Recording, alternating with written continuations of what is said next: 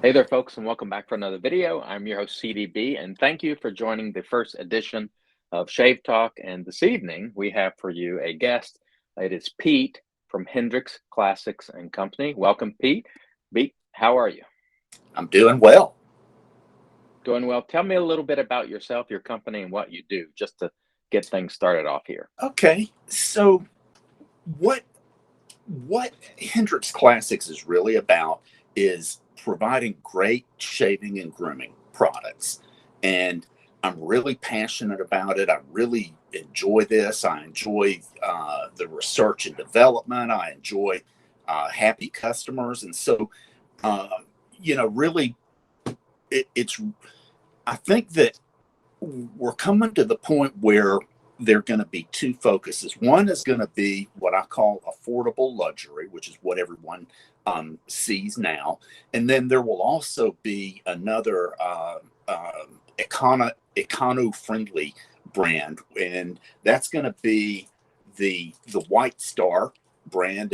And you see there's nothing fancy here. The to hit the price point on this, we make the soap. It goes into a loaf, like you're making a loaf mold, like you're making bath soap. If folks want a tub, they can buy a tub separately. If they want a shave stick, they can buy the shave stick separately and put the soap in it. Also have balm that's less expensive, and that will be a focus. And I'll tell you, I spent a lot of time thinking about what can we do next? How can we continue to provide innovation that will, keep folks coming back?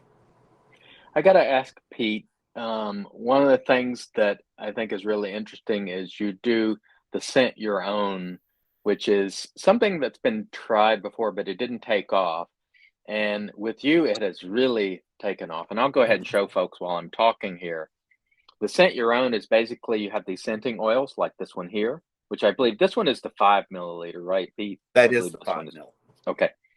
Also, we have the smaller ones, which you can buy. And essentially, you take a base like Pete's base here, which is great, and it is unscented.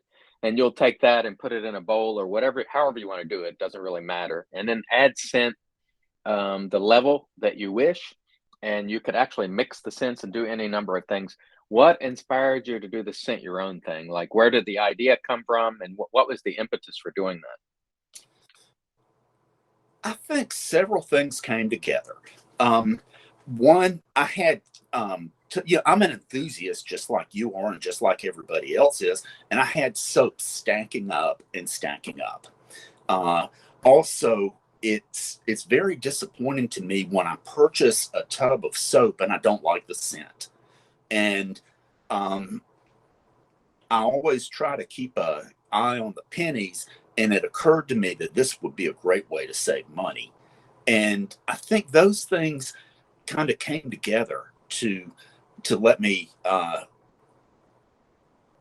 figure on giving this a try. I do understand that it had been done before, but I didn't know that. So and with the Let me information I jump in. had. Let me jump in for just a second.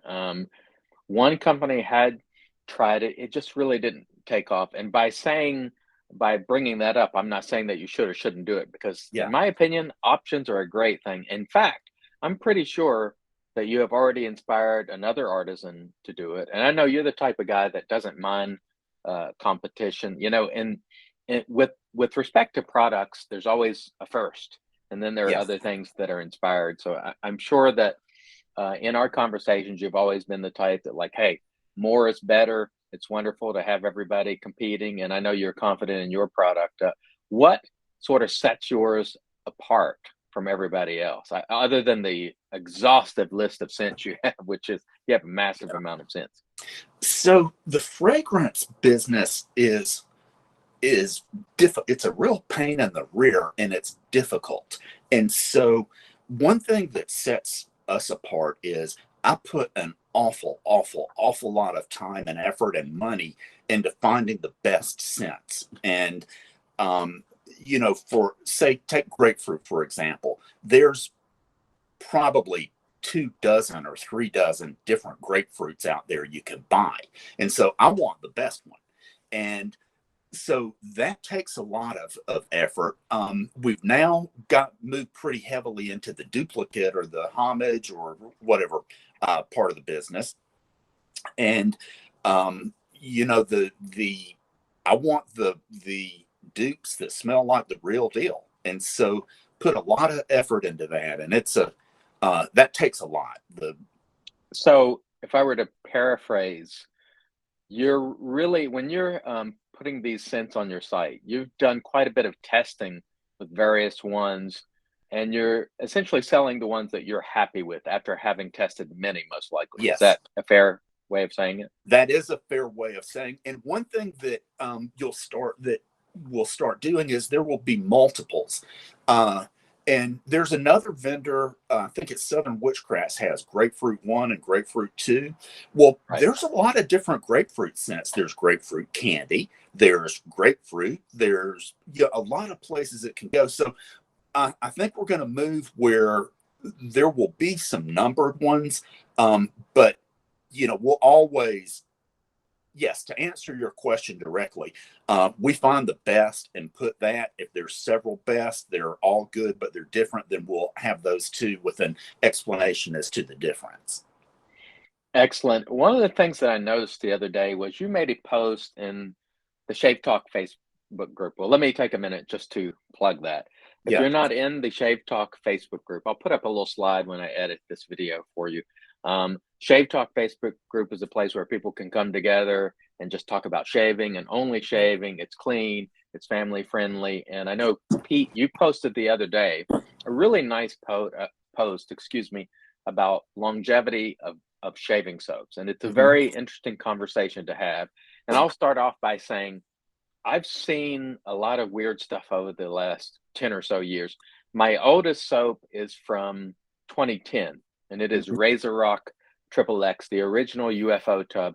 And that one is as good today as the day I got it. Like, it's maintained its strength. It is just exactly the same. It looks the same. But I've also had soaps that have lost their scent.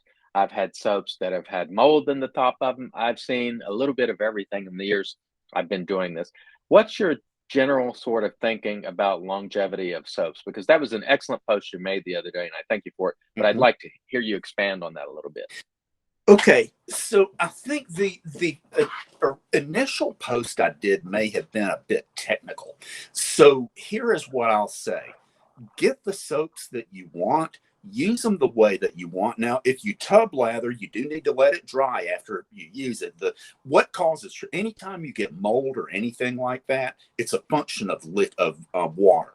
And so shave soap and other soap doesn't have enough water to cause mold or whatever. And so I usually let it sit for a couple of hours until it looks dry to me.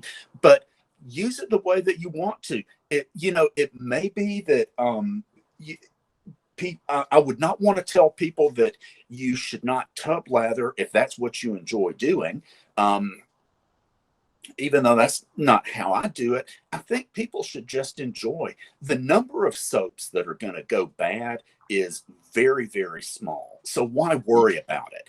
And there will be scent, as best I can tell, the scents that give out after a couple of years are going to be the kind of the traditional barbershop, I don't want to call out green Irish tweed, but the kind of fresh, modern, those green Irish tweed. What else would be in there? Okay, I'm drawing a blank, but those are the ones that seem to fade. The ones that'll stay there forever, the bay rums, when you get some of those deep scents, they just last and last. Emperor Oud, I think, would last forever. And so there's my take there. Right. So one of the things that I tell people generally, I'm of the same philosophy that you are. Number one, enjoy your soaps the way you want to. Enjoy it. Yeah. But if longevity is paramount, if longevity is extremely important to you, the best thing you could do would just be scoop a little bit of the soap off, put it in a bowl and lather, and put the cap right back on. That's the best case scenario. Not only that, but keeping your soaps in a place where they're not subject to extreme temperature, direct light, and all that sort of thing. Yeah, So temperature if you, is the killer. yes, if you are very, very concerned about longevity and you have a lot of soaps, then scooping is probably the best way to go. However, there's plenty of people who tub load, who bloom, who do everything under the sun, and they never have a problem at all. Now, I've had enough soaps through here to where I have had a few problems here and there, and I've just sort of adjusted things to make sure that everything I have is in pristine condition, because I just scoop it out, I put the Yeah. top back on. The other thing that I think people don't think about sometimes is once you tub load, or if you're bloom and you get a lot of water in that, sometimes the soap can travel down the side between the soap and the tub and get underneath, and it takes longer for that to dry out. Also, another thing that people don't think about is when you have to air your soap out, it's exposed to the elements. So if you Right. have pets around with pet dander or stuff floating around the area, it's exposed to that. Is it going to hurt it in most cases? No. It's most likely you will never see a problem with your soaps. And of the more than 1,200 that's been through here, I've had maybe 4 or 5 ever have any sort of issue. Yeah. So it's not really something to be concerned about. But if you're someone who has a ton and you want them to be around, the most gentle thing on them is just to scoop a little bit out and put the cap back on as quickly as you can, and that's it. I agree with that 100%. I don't want to discourage people that love to tub load, but I agree with that. You make a very good point that the water can travel down the sides and get under the bottom. And here's another thing. If if I have a bunch of different soaps, I may want to give some of them away. And if I'm so I have a scoop that I use. I wash it every time after I use it. And so that soap, I could give that soap away or trade it, and nobody's going to have to worry about, getting my germs out of it. That is And that is an excellent point, because another thing that people don't think about is when you're lathering with your brush, if you believe you're exfoliating with your brush, well, what is exfoliating? Your skin cells are on that brush. mhm, You're putting them in the soap, and I don't have any. Again, I think both of us are being very careful to say, please do that if that's the way you enjoy it. But yeah, also be mindful that if you are exfoliating and you're putting the brush in the tub, you're going to be putting skin cells and other material in there.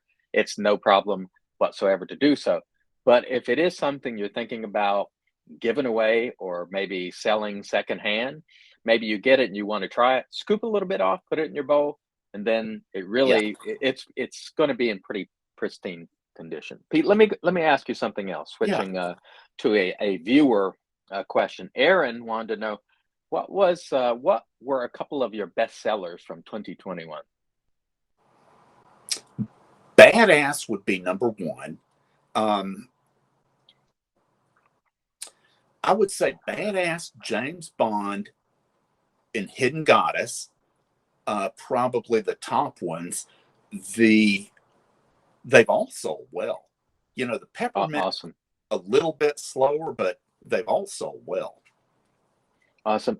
Francisco wants to know a little bit about your base for you to talk about it. And one of the things that I always say when I use your base is it's not vegan, nor is it tallow, because it has things like goat's milk that sort of Mhm. disqualify it from being vegan, but it also is not tallow, or at least the current iteration. And I also say before I kick it over to you, it's very good. It's very easy to lather. It's not finicky whatsoever, and I really enjoy using it. So, can you talk to us a little bit about your base? Sure.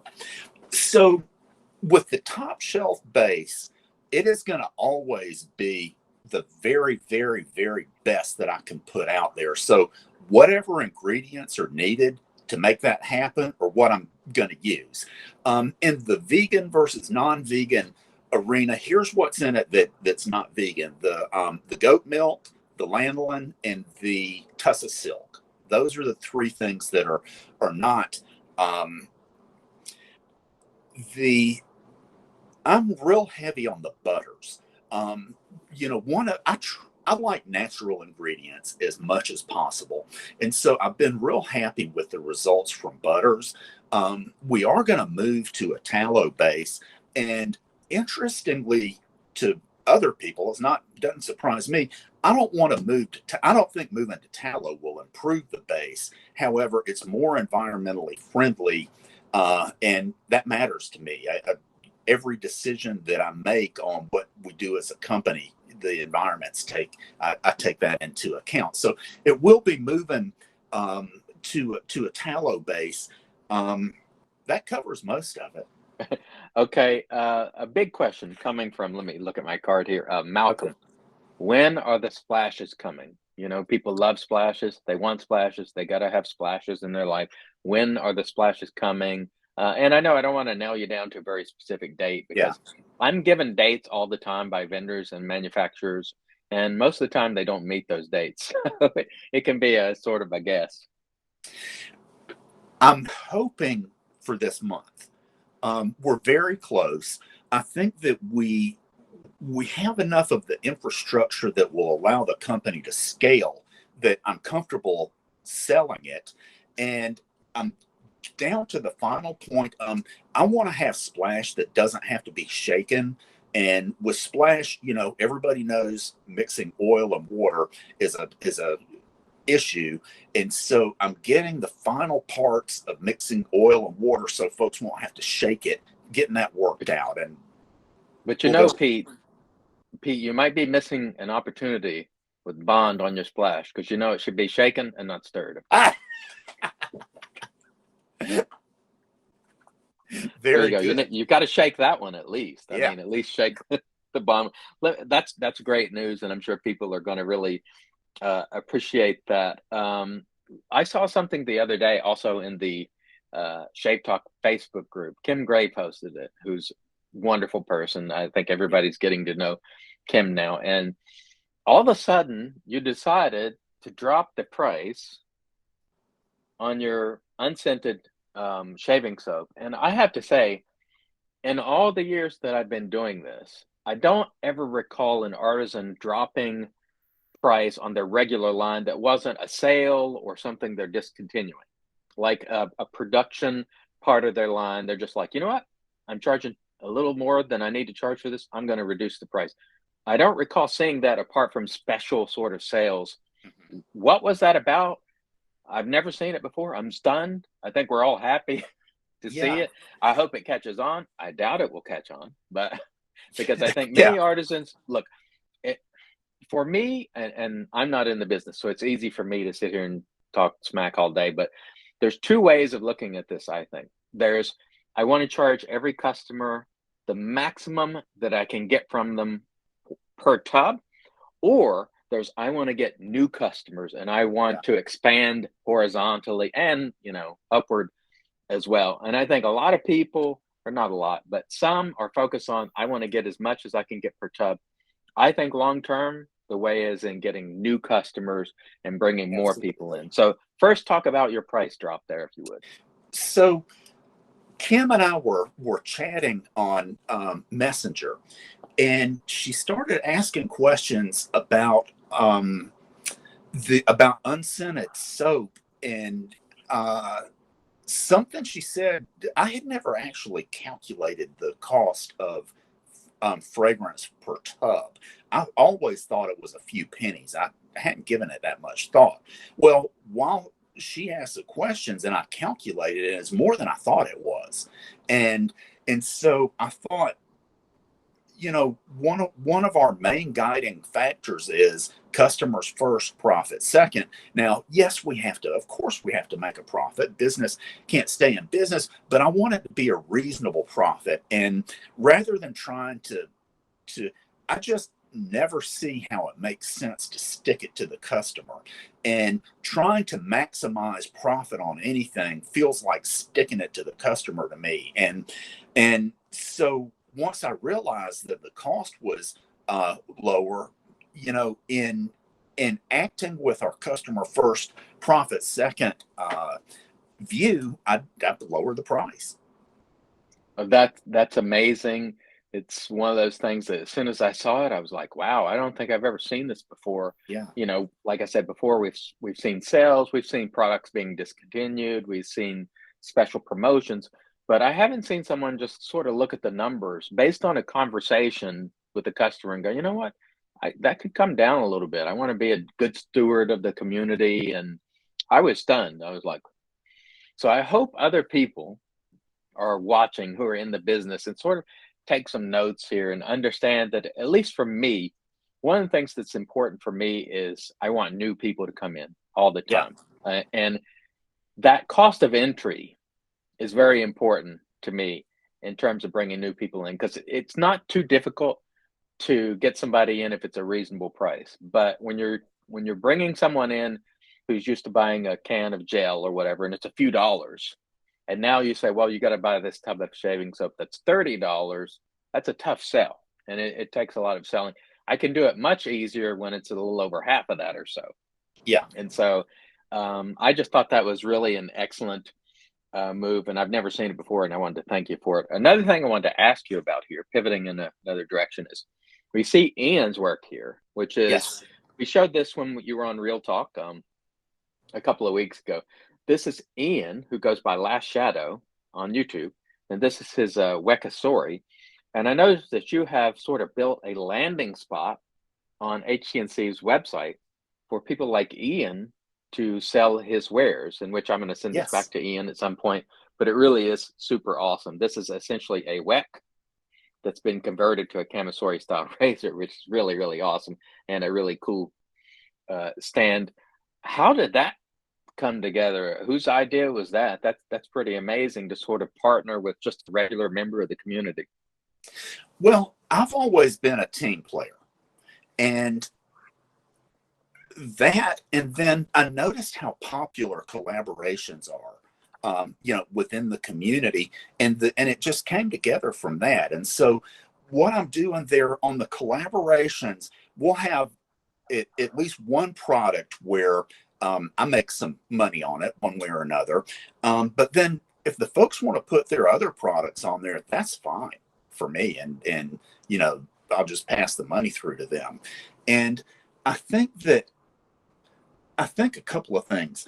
Um, I think being a team player is good, and I think paying attention to the market is really good. I try to make every decision based on what I'm hearing from what I'm seeing people post and what I'm hearing people say. Well, that's really amazing. It's another one of those things that I saw it and I was like, man, that's really awesome. Yeah. I got to ask a question from Doug Bear, who's an amazing guy. He wanted to know if there was any plans, or would you ever consider sort of some scenting templates or guidelines. So let's say they buy 4 or 5 of your oils, and you might have a few templates. Hey, maybe try lime and mango or something. Here's some things you can try. Yes. Any Ever thought of anything like that? Yes. And I have a couple of things in mind. One is to get some information on the website that will help people choose. Another is to put together some blending kits. Like I can tell you, lavender is a phenomenal blending fragrance. And so people should know that oud is a phenomenal blending fragrance. On one of the collaborations that I'm doing, someone took pineapple. It's not, well, they're not someone, it's Beards Dignified, took pineapple and oud and some other things, and it's phenomenal. And I sent you some. Probably hadn't had a chance to get to it yet, but and so one will be to put together some kits, and I'm toying with the idea of having a subscription as well around the fragrances. And I don't know if people would be interested in that. If we did it, it would not be a deal where if you want to get the good stuff, you have to get a subscription. It would be the value would be more around value added that doesn't prevent anybody from getting what they would like to get without having. Okay, I'm getting tongue down. I don't want people to have to get a subscription to get things. If they Gotcha. Yeah. So Trevor has a question about your bowl, and so I love to talk about the bowl. I was thinking in bestseller, the bowl has to be selling really, really well because everybody I talk to is like, I love that bowl. So I'm going to show, my two favorite bowls of all time. One is the Captain's Choice Bowl, which I've talked about a lot and used a lot. It's gorgeous. It's fantastic. Great bowl. And the other is Pete's Bowl, you see here. Now, what I noticed in using them was the Captain's Choice Bowl has these circular ridges. Mm-hmm. And when you're going in a circular fashion, it's not necessarily providing a ton of agitation. When you're going back and forth or side to side, it is. It does a phenomenal job. But when you're doing circles, it's not quite as effective. I noticed immediately when using your bowl, which has these bars, when you're going circular, it builds lather very, very quickly. And even when you're going sort of side by side Mm-hmm. or this way, you're still catching the bar. So almost any direction you go, you're getting agitation, which I think is a very, very interesting design. And it works really great. And when I first saw this bowl, I was like, I don't know. I don't know if it's going to work as well as my Captain's Choice bowl, because this was my go-to. And as it turns out, this one is actually a bit easier to build volume with. And this one, which is the flat-walled version, you have two versions. This one's actually just a little bit bigger. As you can see, they're putting the bowl in there. So there's a little more space. And I have been using this bowl for probably, I don't know, last couple of months straight. And it just really is effective no matter which way you go. And so this would be my, top bowl now, just based on the performance of the bowl itself. If I were choosing one only based on looks, Captain's Choice, and especially the newer one they have, which I can't think of the name of. It's gorgeous. It's absolutely gorgeous. This looks phenomenal. It's that hammered. Well, I don't know if it's hammered, but it's copper. It's fantastic. But this one, functionally, it's just been amazing. I use it every single day, and I know you're bringing some new finishes and different things. What inspired this design? That was the question Trevor had. I wanted to have a really nice bowl that wouldn't break when you drop it. And I wanted it to be different than Captain's Choice. I never want to copy anybody. And so a lot of the design going into it was to make it different than Captain's Choice. So instead of and there is the round wall model, but when the CAD drawings were done, there's only the wall, there's only the straight wall. So that was one thing. I suspected that I've had a Captain's Choice bowl forever and love it and still use it and but I had noticed that the round circles probably didn't agitate as much, so I did want to do something a little bit different there.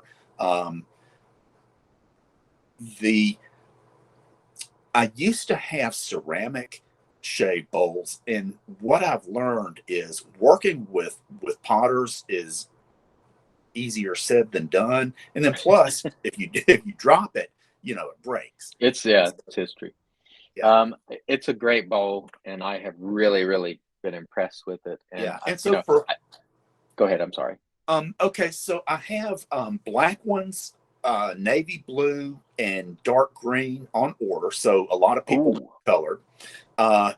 And then Last Shadow, Ian is going to be coming out with some custom finishes as well for folks. So, I guess that's very awesome. So we have a question from Matteo, and he wants to know if you have any plans for European distribution. And by that, I think he's asking stock list, like selling to people, to other vendors who will sell your wares. Any plans on heading in that direction? And also, the second part will be, do you ship internationally? Yes. So yes, I do want to stock in Europe, and Europe is different. And so the UK is big. I guess UK is part of Europe if it's not part of the European Union, but you can't just sell stuff over there. You have to get it certified. Approved. And so I'm in the process. That's an important project that I want to get started with. And I've already been in touch with some folks over there that can stock it, but they want it approved first. The other thing is we are more than happy to ship internationally, and we came across a new pricing program for international shipping, and it's really inexpensive. For shipping to Canada, it starts at $850 US, and shipping to Europe, it starts at $1050. But most of our orders are going to be, 1350, 1550 or under for European shipments. And if somebody wants to get That's really good. the 2 milliliter fragrance oils, they can get 7 or 8 of those for 1050. I can tell you that's good because every time I ship just a single soap with the rates that are available to me Yeah, overseas, it is about $20 or more just to send a single 4-ounce soap. Or to Canada, like 2 little things, and it's yeah. it's well over. So that's not bad at all.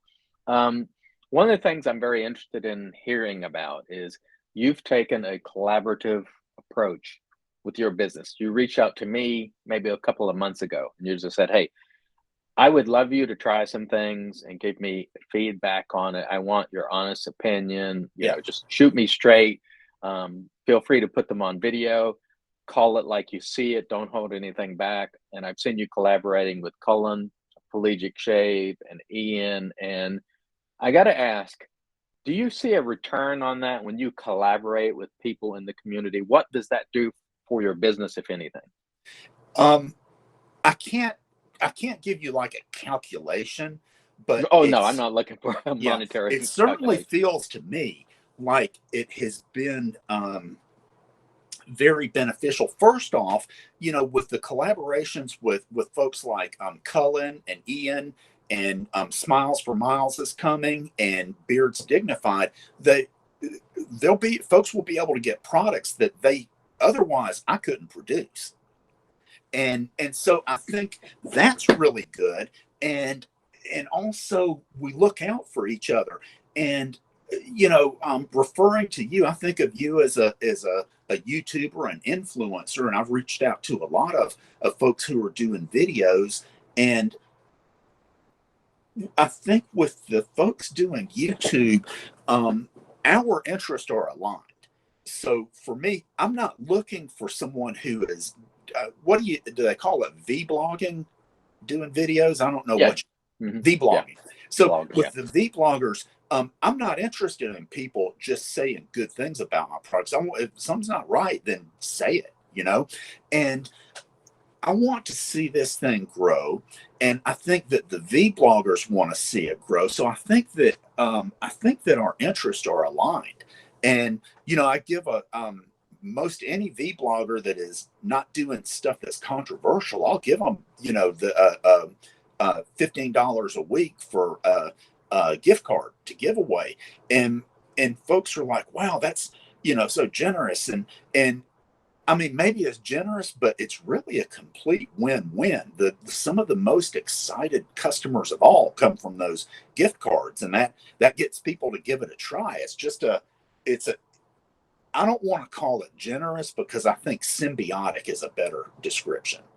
Yeah, I think one of the things that sometimes gets overlooked is people who are in this business, they really do have the benefit of having fans and customers and influencers who give a lot of it's not direct promotion because people aren't trying to promote, but the level of promotion that comes from Shave of the Days, write-ups on blogs, videos is almost unprecedented. Like it's just every day you see it all over Instagram, all over Facebook, and those are getting impressions from people who are seeing these and going, "What is that?" I know myself. Many times, people who know me just see this item and they're like, "What's that? What's that?" I'm seeing this and that, and so it's one of those things where I'm always grateful when the artisans and other people are grateful too. And I feel like we're both having sort of a growth mindset. That is, Yeah, we're trying to bring new people in, and some of us do this for a living. Not me, of course. This is not how the way I make my living whatsoever. It's just a hobby for me. But you do this to make your living, and I do this for enjoyment. And for me, part of the enjoyment is when new people come in and then they'll see something that I've shown and they'll go, thank you for bringing Pete on, or thank you for showing me that product. I love it. It's fantastic. That brings me a tremendous amount of joy. Also, every time someone new comes along and I'm like, I hated shaving, and all of a sudden I saw your video and now it's fantastic, and I'm deep in the rabbit hole buying stuff, and I'm like, that's fantastic. You get to meet new people. There's such a huge upside from even the perspective of folks who aren't in the business. And we appreciate the folks who pay attention and notice, and also the people who give back within this community, because it is a community. And some people like yourself are very good at giving back, at understanding the benefit and doing so. And some people are not, quite frankly. Some people won't lift a finger ever. And I'm not talking about, I don't expect anybody to give me anything ever. I'm fortunate in that I get to try things and showcase them, but it's nothing that I expect ever. But I do see some folks who, I think my friend David put it best. Some people help feed the community, and some people sit at the table and eat and are fed by the community. And I think if you're giving and taking, it's always best in every aspect in all walks of life. Your thoughts? I couldn't agree more. And you know, it there's a million different personalities and viewpoints. For the people who aren't given to the community, watch out, because I am giving, and and I think this is a community that appreciates that. You were absolutely correct. We've done some big giveaways. You saw the big giveaway the Razor Company did. You contributed to that. You've been giving yourself. And it's not just about, I think sometimes people oversimplify it and they think, oh, these artisans. I heard even one artisan before, and this to me is offensive.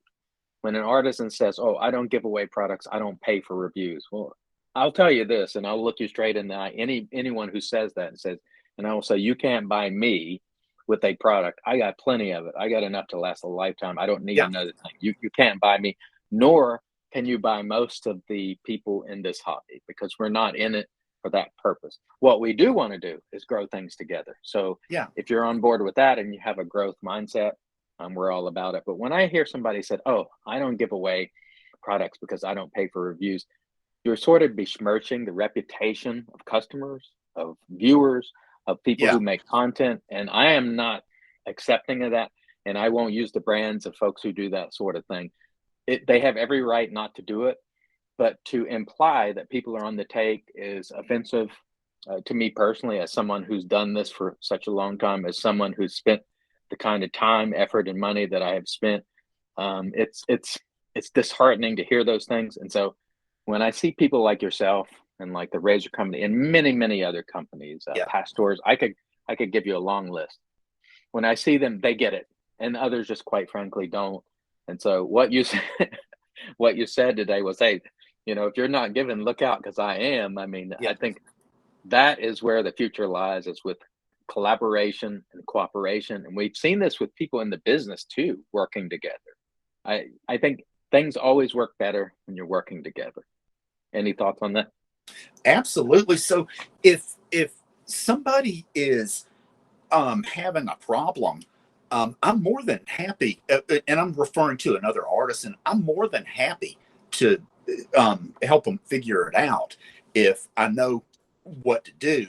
I'm really, really good with formulating. Also, I ask other people, questions as well, other artisans questions. And I don't know everything. And back in the old days, like thousands of years ago, either you were a part of a community or you didn't survive. You hear about banishment. Banishment back then was a death sentence because you couldn't survive on your own.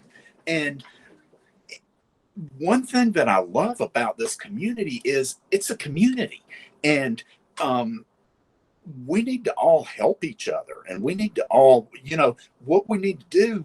Some people will look at it and say, well, I don't want to help anybody, they're my competition. But you can also look at it and say, hey, if we all help each other, we can grow the customer base. It's like the old adage, a rising tide lifts all boats or Yes. ships. It is true. It really is.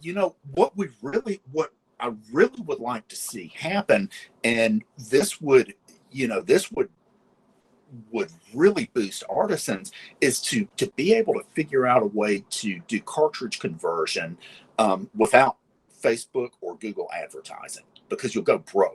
You go broke doing it that way. And so I have the technique put together. The you've shaved with the Garand. I have converted hundreds of people from cartridge to safety razor shaving with the Garand. I worked on technique until I figured out how I could teach them to do it, and we need to expand the market. I agree. Last question today, Pete, or Mhm. well, I'll give you a chance to sort of give some final notes. But the last question I have for you is, what do you think you can do better right now? Like, what are the areas of improvement that you're looking to embark upon in 2022? I know that's always a tough question. Yeah, there are a lot of things internally. Um, I'd like to get first of all, we have to become more efficient. Um, we okay, so if you remember the three little pigs, you can build the house from sand and the big bad wolf blows it down, or you build the house from bricks and everything is good.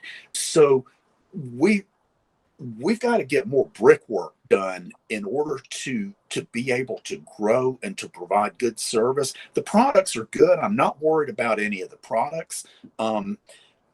So I think um, strengthening the infrastructure that allows us to provide good service is important. And I really want to be able to serve retailers and serve them well. And to be able to do that, you have to have a strong infrastructure because their orders are bigger, um, and you have to have inventory in place. Um, One thing that I'll always be working on is coming out with a significant improvement to shaving soap, and that is not going to be easy. The Yeah, it's not easy at this point Yeah, because everything's so good. and a lot of so when and a lot of times somebody will come out with a new base, and the marketing talk is, this is really good, but I'm talking about a significant improvement. 5 years ago, um, you know, th- there there has been very significant improvement in shaving soap from 5 years ago to today, and in the past couple of years, and this includes my soap. They're all of the top tiers are about neck and neck as far as quality of performance to me, and I have pretty Yep. sophisticated testing. So I want to be the one to come up with the next big thing, and on to take shaving soap to the next level. I don't know what it's going to be. It will involve the ingredients or finding a magic combination of them. I've been doing some work with um, Amazon rainforest. This is one thing I thought I would show today that's kind of cool. This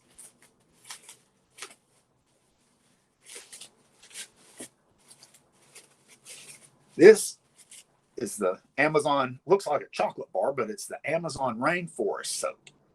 And Oh, okay.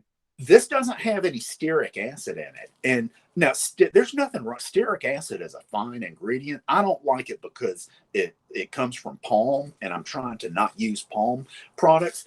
But the sebum, the older sebum, is the only shave soap I know of that doesn't have stearic acid. And so to me, it's kind of cool to come out with another one. This one, it shaves really, really, really well. It has zero residual glide, which is easy to fix. I'm not worried about that. One thing that is an issue is one of the ingredients is quite stanky, and I have to have it. It's the one that adds some of the things that let me not use stearic acid, and so I've got to figure out, how to destigify it, or nobody will use it. Um, So I would say, so Pete, one of the things for me personally, I would love to get better at getting more information more concisely to people. I want to continue to try to cultivate a safe and welcoming space to discuss, traditional shaving. I would love to see more women involved. And Hmm. sometimes I think we just need to do a better job of understanding that not everybody likes a boys club. I like a boys club. I know you do too, but not everybody loves that, sort of humor. And so I think providing a safe space, which is what really Yeah. Shave Talk is, it's safe for everybody just to talk about shaving and trying to remain focused in that lane of spreading the word, evangelizing for the hobby. That's what I want to get better and better at, and just continue to try and enjoy products. The most important thing for me as a hobbyist is enjoyment, and that's all there is to it. And so Yeah. it's always wonderful when you have a chance to try things and enjoy things, and it brings me a lot of joy. And I want to spread the word so everybody else will know about this great hobby. And not only that, but I've met so many wonderful people. So it has really changed my life. I know Jason from Razor Company, he refers to this as a lifestyle, Yeah. not as a hobby. And if you think about it, in many ways it is, because I have friends now that I talk to every day regarding this. Like, we're the best of friends. And so it really is a lifestyle, and I enjoy it. And I just want to share it and do my very best to be a strong advocate and a good steward of the community. That's sort of my goal for this year. Well, I want to ask you, Pete, before we wrap up, anything you want the customers to know that they didn't know prior to today? What's your final words for the interview here today? Um, what I would like to improve in 2022, I would like to do a better job of providing for women. I think that the community will be better if there are more women, and I haven't put much focus on women because I don't know how to market to women, but it needs to be figured out, and we need more women in the community. I absolutely agree, and I think the way you do that, we just have to consult, like Kim and many of the others, Yep. April, Sally. There's, I mean, I could mention a ton, but the best way to do that is just to talk and go, hey, what do you like? What don't you like? What sort of environment works best for you? What sort of products you're interested in? Obviously, it has to be. You have to be able to sell enough of them to make it worthwhile, and we also need to make sure we have women that are strong advocates, and I think many of them are. The ones I mentioned certainly are. We just need more, and so that is a really great goal to set for 2022. Pete, thank you so much for joining us today. I really appreciate it. It's been a pleasure talking to you, and I'm wishing you a lot of success in the future. Thank you, everyone, for watching. I really appreciate it. Until next time, God bless.